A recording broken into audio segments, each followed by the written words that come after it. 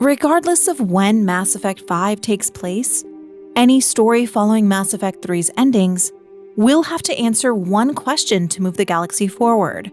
Will synthetics destroying organics always be inevitable? Or was the Starchild lying? And based on last year's N7 Day blog post from Mike Gamble, I think it's pretty clear that they are finally addressing Mass Effect's endings and what they mean for the future of the galaxy. Mass Effect 3's ending is supposed to be the culmination of the organic versus synthetic debate. But what they actually mean and how the endings actually work has been heavily debated since its original release in 2012. And the jury's still out. Many believe the Starchild is manipulating the conversation so that Shepard will want to pick synthesis. Many believe he's lying for a chance at self-preservation, and some people do believe he's telling the truth. But if he is telling the truth, can the galaxy ever move forward without choosing synthesis? In the very beginning of the conversation with Shepard, he says, "The created will always rebel against their creators," which poses one major question regarding the future of Mass Effect. If the Starchild is telling the truth, then can the cycle truly end? If the created will always rebel, will the Geth eventually find themselves in conflict with the Quarians once again? Does this also mean that even in Andromeda, if the Angara ever meet the Jardan, are they also destined to rebel against their own creators? When the Starchild says, "Without us to stop it, synthetics would destroy all organics," he speaks with finality as if there is no alternative. Is the Starchild speaking from his own experience over the last billion of years? Is what he said truly inevitable? Or was Shepard actually able to break the cycle? And if Shepard was able to break the cycle, what does that mean about the Quarian and Geth conflict that we resolved before even meeting the Starchild? Does that mean if we wouldn't have made our final choice at the end of the game, that inevitably the Geth would rebel against the Quarians again? Would they destroy all organics eventually, like the Starchild says is inevitable? Or is he speaking from the perspective of a being of synthetic himself? Was he ever truly able to solve the problem in the first place? Or is his existence and the existence of the Reapers just a continuation of the very cycle he was created to destroy? From what we know of several cycles, the harvesting happened even before a conflict arose between synthetics versus organics.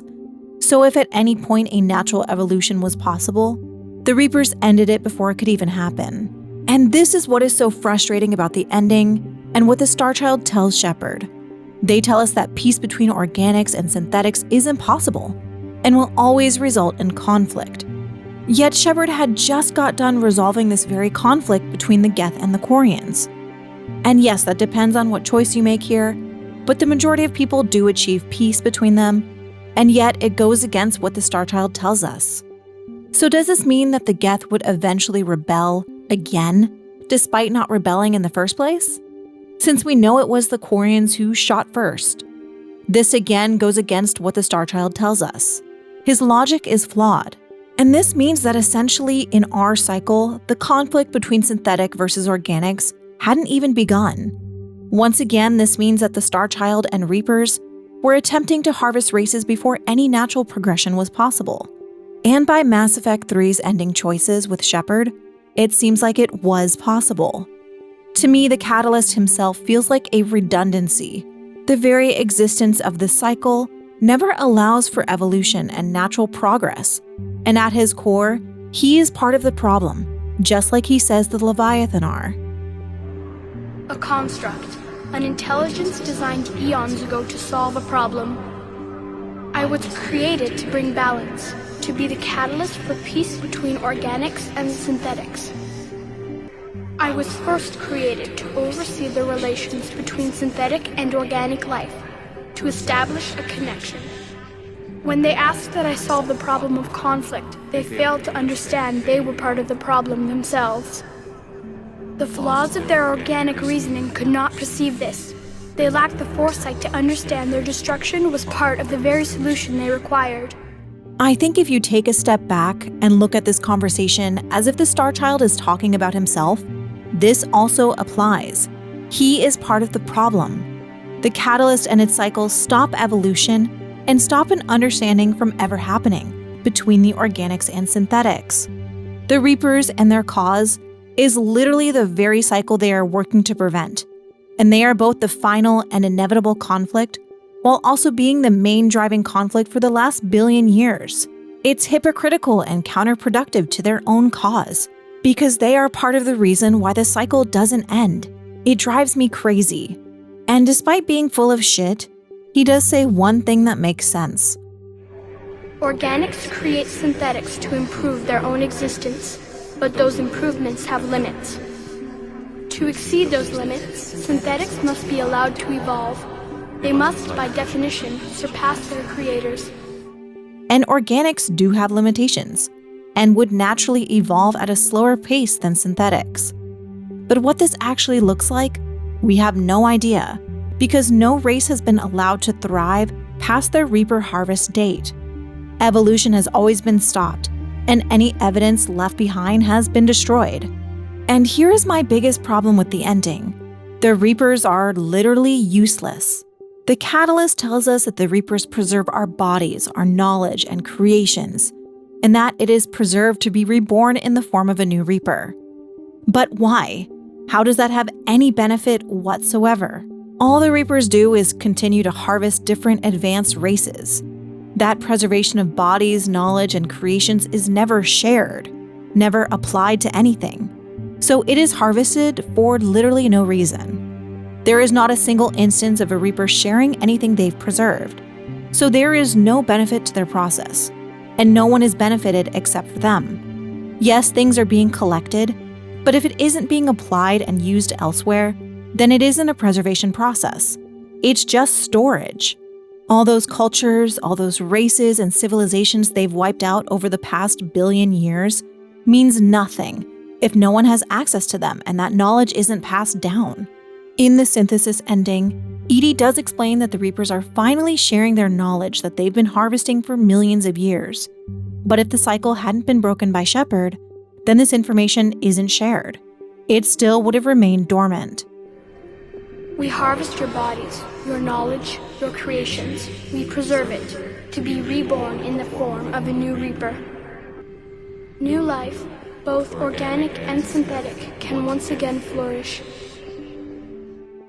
Which really isn't the case because they're not building off of anything. They just keep hitting the reset button. But Shepard is supposed to end the cycle. The Starchild tells Shepard that they altered the variables and that the existence of the Crucible changed him and created new possibilities, but he alone can't make them happen. He then tells Shepard that they alone can create a new solution and that Shepard now has the power to destroy them. And this is where the possible manipulation happens. When presenting the 4 major choices, they are all given a disclaimer with each possible outcome, a warning. With Destroy, he specifically says, be warned, others will be destroyed as well, and that the Crucible will not discriminate. All synthetics will be targeted. Your Crucible device appears to be largely intact. However, the effects of the blast will not be constrained to the Reapers. Technology you rely on will be affected, but those who survive should have little difficulty repairing the damage. There will still be losses, but no more than what has already been lost. And of course, with this ending, he also tells you that peace will not last, and that the cycle will eventually repeat. Control is the next ending he tells you about, which also comes with another warning. You will die. You will control us, but you will lose everything you have. Your corporeal form will be dissolved, but your thoughts and even your memories will continue. You will no longer be organic. Your connection to your kind will be lost, though you will remain aware of their existence. He also says that he doesn't look forward to being replaced by Shepard, but that he would be forced to accept it. This shows that he has opinions and feelings about the situation, which are further shown with the Refusal ending, which I'll get into in a second. But both Destroy and Control are given with warnings, and presented with negative side effects before the positive ones. But Synthesis is the one ending he explains as the ideal solution. He almost pushes you towards it and gives no warnings. The chain reaction will combine all synthetic and organic life into a new framework, a new DNA. Your organic energy, the essence of who and what you are, will be broken down and then dispersed. The energy of the crucible, released in this way, will alter the matrix of all organic life in the galaxy. Organics seek perfection through technology. Synthetics seek perfection through understanding. Organics will be perfected by integrating fully with synthetic technology. Synthetics, in turn, will finally have full understanding of organics. It is the ideal solution. Now that we know it is possible, it is inevitable we will reach synthesis. He speaks of this choice as the ultimate resolution, specifically by saying synthetics will finally understand organics, and organics will finally be perfect from synthetic technology. He is very clearly urging towards this solution by painting it as the ultimate achievable level of perfection and understanding. And he says it is inevitable that eventual synthesis will be reached. He also says that a similar synthesis solution had been tried before, but failed because the organics were not ready, and they cannot be forced. Yet you're about to have Shepard make this entire decision for the galaxy, and force this major DNA and life-altering decision. And Shepard even says that they cannot make this decision for the galaxy. And the Starchild asks you why not, seemingly not understanding the gravity of it. He even says that synthetics are already part of you. Can you imagine your life without them? He's clearly trying to convince Shepard. And with the refusing ending, he seems to be egging Shepard on. Then you will die knowing that you failed to save everything you fought for. He has a very emotional response to this.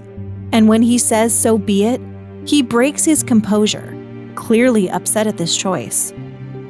So be it. So, looking at the 4 endings, for Destroy and Control, he gives you warnings before offering these 2 choices. For Refusal, he has a visceral reaction and also tries to guilt trip and pressure Shepard, clearly upset by this choice. And Synthesis is the only ending not presented without a warning or negative side effect. And this is the one ending that he emphasizes is essentially inevitable and the true peak of understanding and perfection for both organics and synthetics. Synthesis is also the only ending where the Reapers and him can survive. Destroy means that the Reapers are destroyed.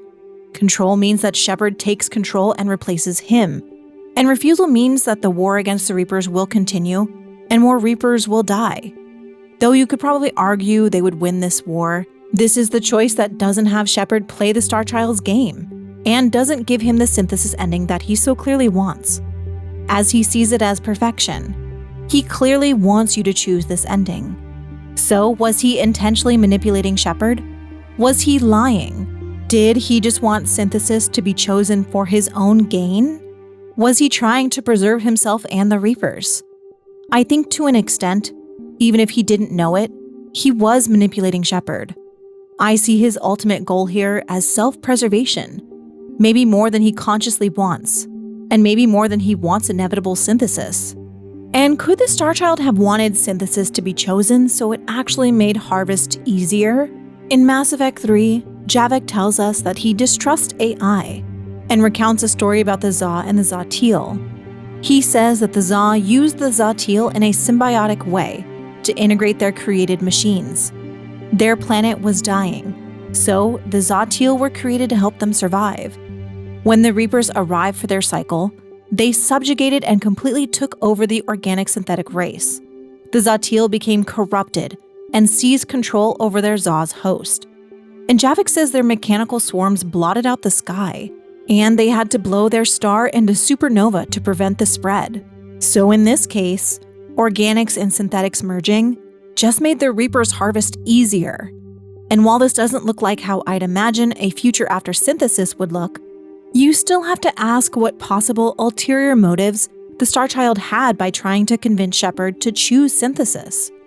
And regardless of whatever you choose, Mass Effect 3's ending still feel in conflict with the rest of the series, even more so in Andromeda.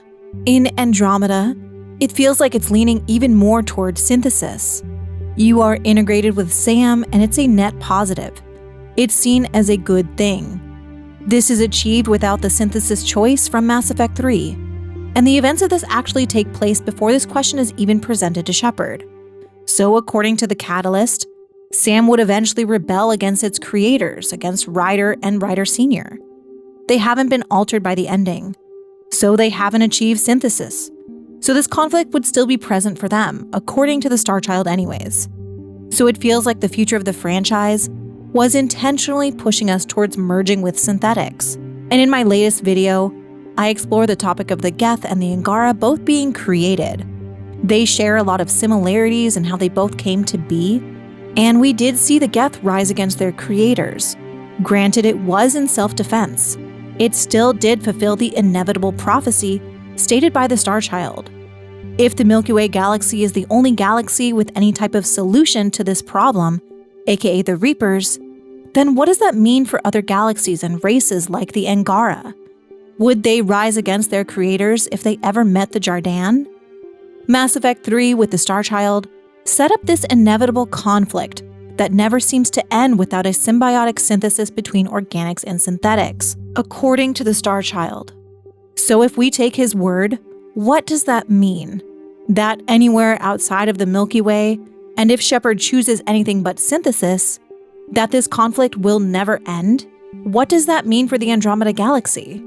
And on the opposite side of this, if synthesis is achieved, does that mean there is no organic versus synthetic conflict at all anymore? Will both have full understanding of one another, and thus no tensions, no conflict, no reason to not exist in peace? Is this even feasible for Mass Effect? It's been at the core of its themes since its inception.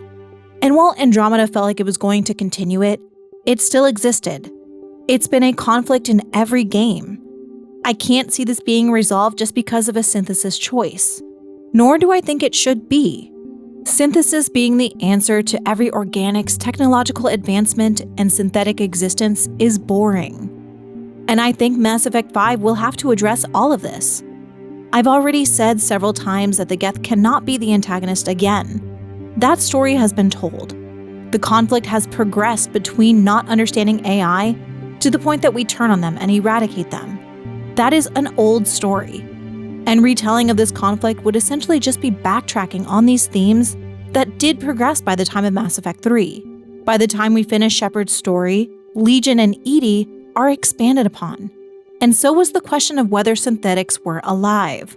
And I think Mass Effect 5 needs to continue this, regardless of how they handle the endings moving forward. And whether or not the Starchild was lying, we will need to find out what became of Shepard's decision, whatever it is moving forward.